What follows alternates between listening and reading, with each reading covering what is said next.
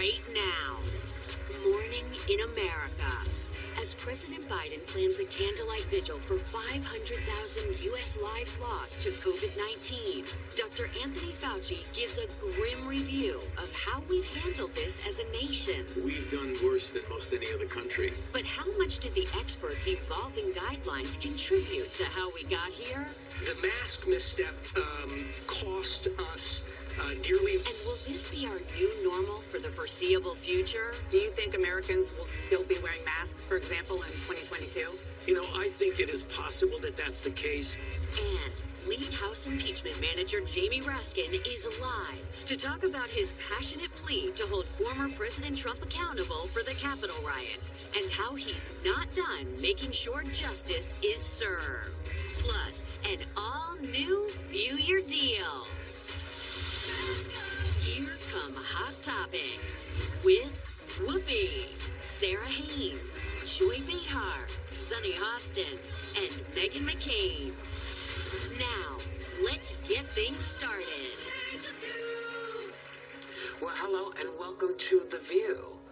You know, with America about to reach the tragic milestone of 500,000 lives lost to the COVID-19, Dr. Anthony Fauci is being pretty frank about how the states have handled this and says we still have plenty of work ahead of us. Take a look. 500,000 Americans, families grieving all across the country. Did this have to be?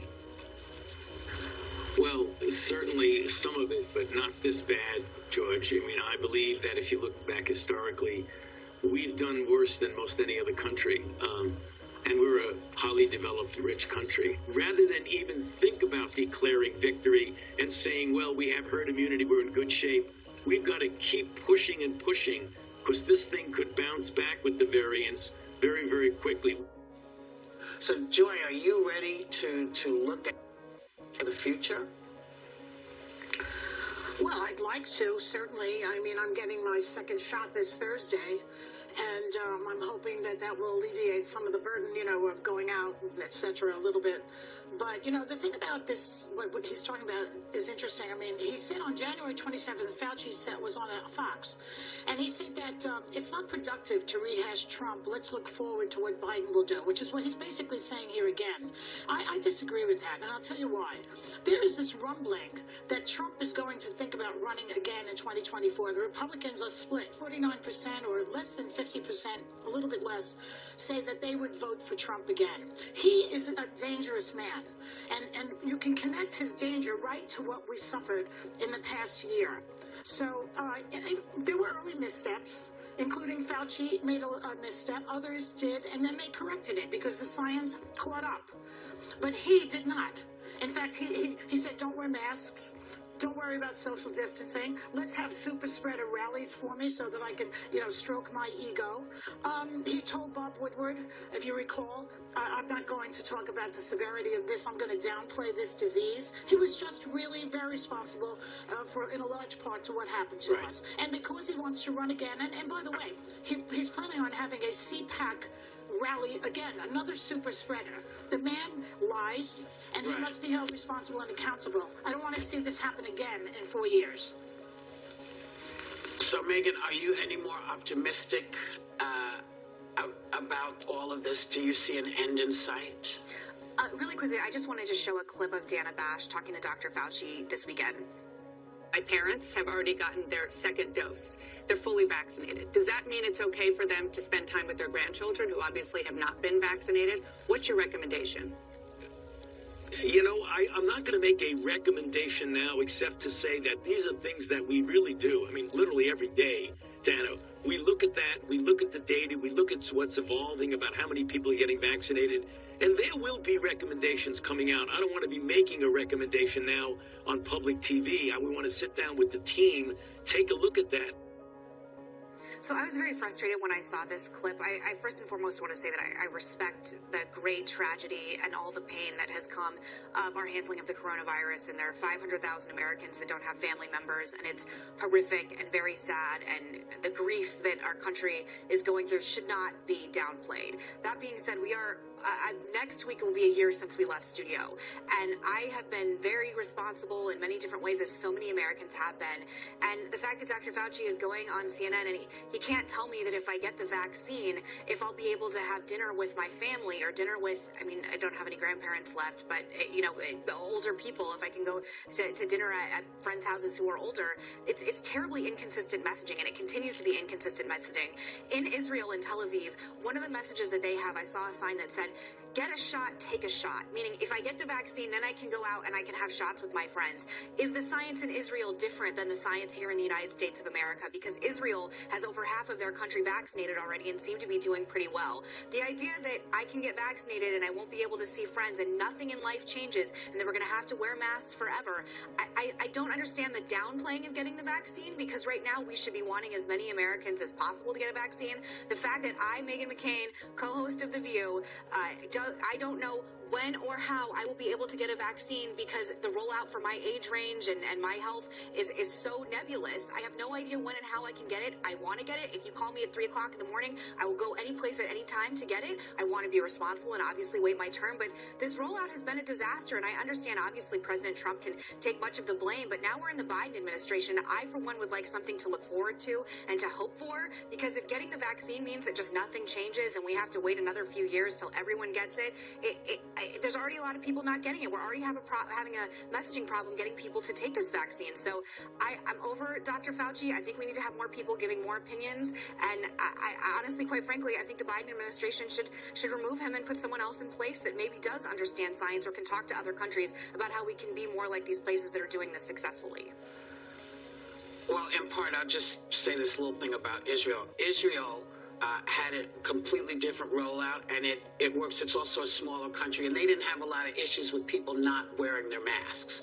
So, yeah, you probably could get your shot, but you're going to go outside and be surrounded by people who have not gotten their shot, and they don't know yet how protected you're going to be.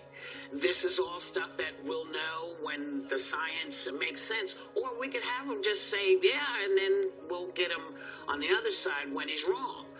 I don't know what is best, but I do know that I know what I'm saying is controversial. I really do. You got to do. I understand. It has nothing to do with you being. Say something different. We'll be right back when we come back. We'll be right back.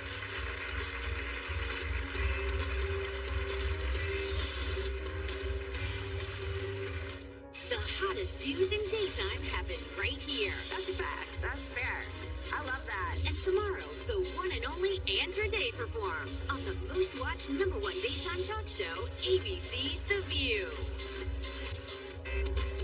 Welcome back. Today's Black History Month FYI celebrates a man who broke racial barriers to dominate the airways and help create America's playlist. Hal Jackson was the first black announcer on network radio, the first black play-by-play sports announcer, and one of the first black DJs to reach out to a white audience. He also co-founded the Inner City Broadcasting Corporation, one of the first black-owned broadcasting companies to introduce the urban contemporary radio format that millions listen to every day. And if you want more information about Hal, go to our website.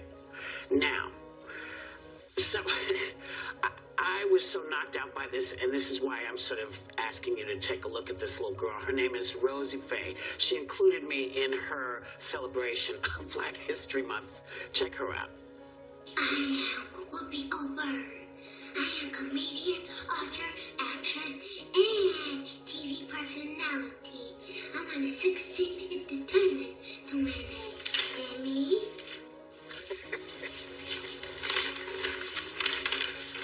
Grammy, Academy, Still a lot of fun. and Tony Award. Whoopi Goldberg.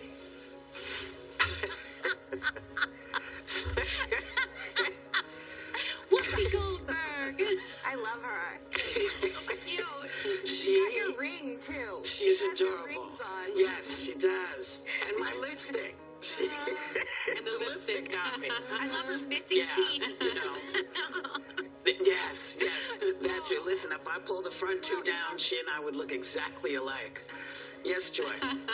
You know, Whoopi, after we're Tell me. all dead and gone, 50 years from now, 100 years from now, You will still be an icon in the Black History Month. They will bring your name up. That's quite. I tell you, it's quite something. She's done quite a few. She did Cicely Tyson. She did Serena Williams. She's done just Aretha Franklin. I mean, she's quite wonderful. I have to tip my dreads to her and to her family, and it's an honor to be included. And maybe imitation is the highest form of flattery. What do you think, Joy? Absolutely. Well, what I can say is, so what? Who cares? Remember that? That's great. That's right. Oh my God, we will be right back. Thank you, Rosie. What does lead House impeachment manager Jamie Raskin have to say to the Republicans who voted against convicting Trump for inciting the Capitol riots? He's live on The View. My youngest daughter, Tabitha, was there with me on Wednesday, January 6th. I told her how sorry I was, and I promised her that it would not be like this again the next time she came back to the Capitol with me. And you know what she said? She said, "Dad, I don't want to come back to the Capitol."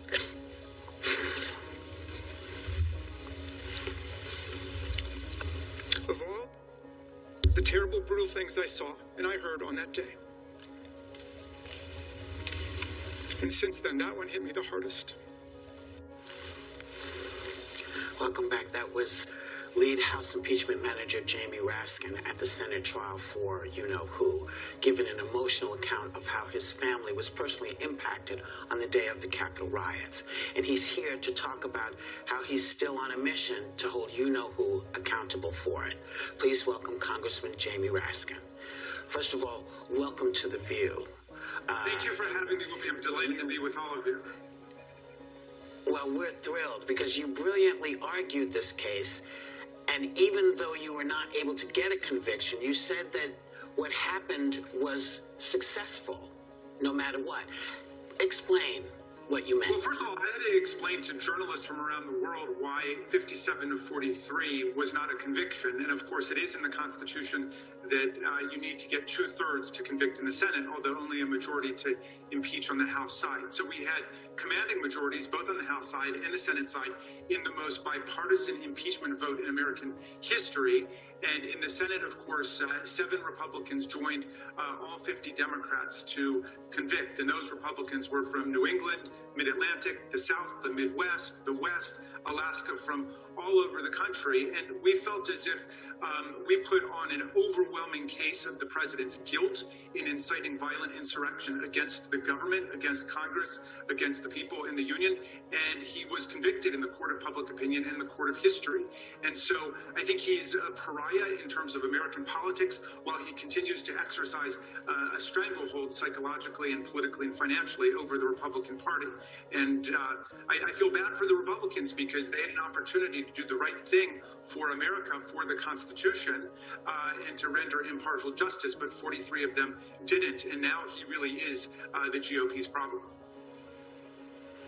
Well, sir, don't feel sorry for the Republicans. Feel sorry for America. Although, as you said, 7 Republicans did break with party lines and voted to convict Trump. Everyone knows he's guilty. Senator Cassidy has been censured by his state, and Senator Toomey has been told by a Pennsylvania GOP official that he wasn't sent to the Senate to, quote, vote his conscience or do the right thing. I mean, unbelievable stuff is going on in this country. What do you say to the 43 other Republicans that, despite the overwhelming evidence, still chose to acquit Trump and follow his cult? Well, I think you've got it right, Joy. The whole test here was whether they could meet their oath of office as jurors in the Senate to render impartial justice. And impartial is very similar to nonpartisan. It means not voting with your party, but voting along the facts of the case and what the Constitution requires. And there are parts of our job that are obviously very partisan, like if we're going to be voting on COVID-19 relief. The Democrats are obviously arguing for a larger package to deal with that than the Republicans. Okay, that's legit. But there are parts of our job that are strictly nonpartisan, like when we help people on their Social Security checks or VA benefits or Medicare or something. We don't ask whether they're a Democrat or Republican. Well, that's the way it should be when you're voting on impeachment of a president and whether or not to convict a president for violating his oath of office. And it's very clear that Donald Trump did. He repeatedly incited violent insurrection against the union, and after he learned about it, and even when his own vice president was being hunted down by a mob that was chanting "Hang Mike Pence," he continued to tweet out negative messages about Pence, calling him a coward. He did nothing to help us, so he surrendered his role as commander-in-chief. He acted as the inciter-in-chief, and from our perspective, he forfeited any claim to the office, and he should have been convicted and disqualified from ever running again. Well, Congressman, you've hinted at the fact that Trump could still be barred from holding future office despite being acquitted, and said, quote, "Donald Trump doesn't know much about our founders, but our founders knew a lot about Donald Trump." What did you mean by that? Well, the founders in the Federalist Papers predicted that there would be people who come along who start off as demagogues, but then end up as tyrants. And that seemed to capture Donald Trump beautifully. That's in Federalist #1, the great Alexander Hamilton who wrote that.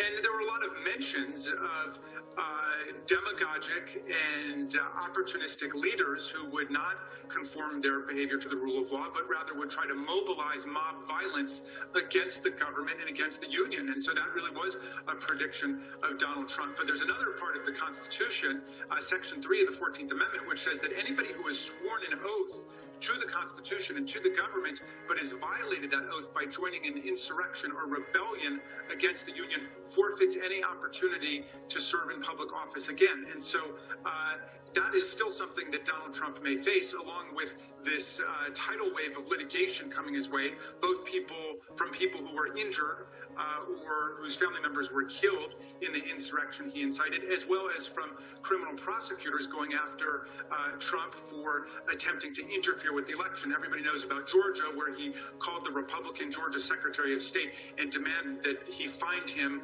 thousands of votes that weren't there in order to overturn the actual legitimate valid election result in the state. Congressman Raskin, speaking about that tidal wave of litigation, today the Supreme Court paved the way for a New York prosecutor to obtain Trump's tax returns and other financial records as part of a criminal investigation. Trump has gone to great lengths to keep these taxes from being disclosed. Do you have any sense of what he could be hiding in these documents, and how significant do you think this ruling will be for the prosecutors in that case? It's a very significant and important ruling, and of course, it vindicates the rule of law in America, where everybody owes his or her testimony, honest testimony, to the sovereign, unless you're going to criminally implicate yourself. But your tax returns are not a statement. That is something that you've already rendered to the government, and so that absolutely should be revealed in this litigation. And Donald Trump, of course, has repeatedly promised to make those tax returns available, and that's just another string of broken promises by the guy. But he can run, but he can't hide. This is someone who's used to absolute immunity and impunity his entire life. There have always been teams of lawyers ready to cover up and scramble to prevent him from facing the consequences of his own actions, whether it's cheating on his wives or not paying his painters and plumbers and electricians and contractors, or in this case, filing false tax statements, inflating the value of properties for certain purposes, deflating the value of properties, of the exact same properties for tax purposes. All of it is about to catch up on him, and the bottom is going to fall out. And we're going to see basically that there is this entire religious cult across the country that's been gearing itself to the whims and the demands of a mob boss, and someone who should be treated basically as an organized criminal. And he went to work every day looking for more scams against the public and ways to enrich himself and his family and his businesses. And at this point, I think he is going to be overwhelmed by the litigation about his own criminality. Congressman Raskin, last week President Trump attacked Mitch McConnell, and he's threatening to support primary challenges to non-MAGA conservatives. You've said that he is in the past and we need to deal with the future.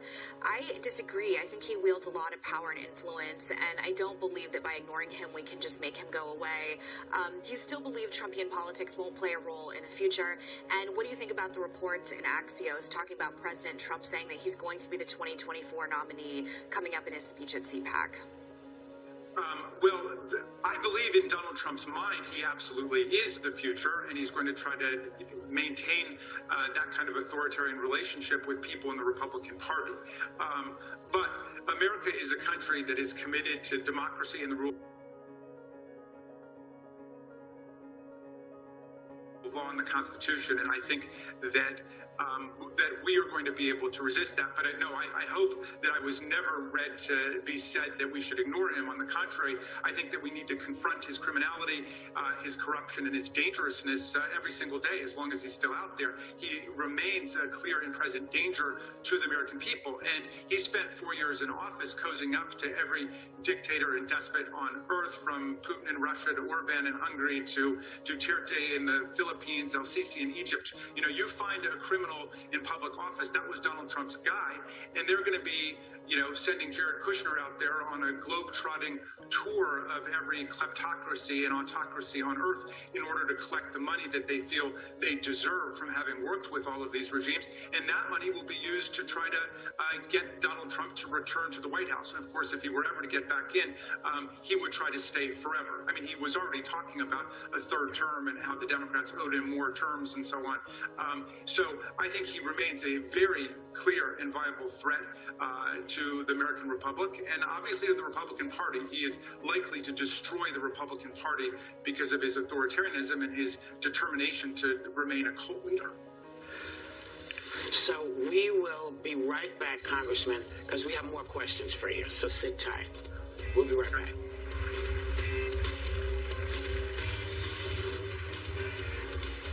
Strong Women, the hottest topics, sharing your views right here. I want to say something about that. That's the kind of women we are. And that's why the most watched #1 daytime talk show is NBC's The View.